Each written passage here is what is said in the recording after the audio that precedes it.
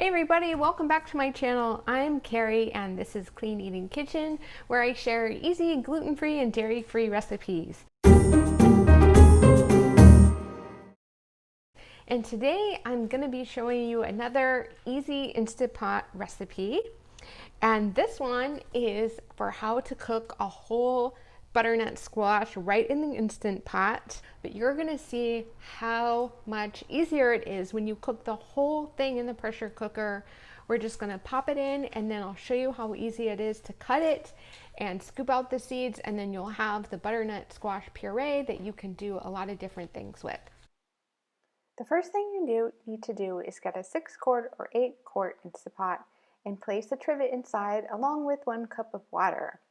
And then place your whole butternut squash right inside.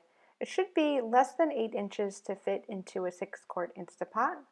And then just lock on the lid and set the time to 25 minutes and push start.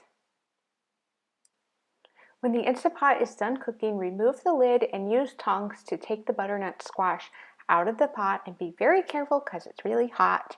And then use a knife to cut off the ends and cut it in half, and use a spoon to scoop out the seeds.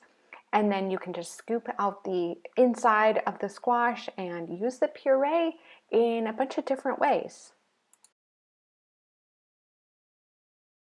I think this Instant Pot butternut squash recipe is perfect for meal prepping because you can use it in different ways throughout the week, including in a soup, or you can even put it into a smoothie or muffins. And I will link to some of my favorite butternut squash recipes below in the information section for this video. And please subscribe, and I'll see you in the next video. Bye.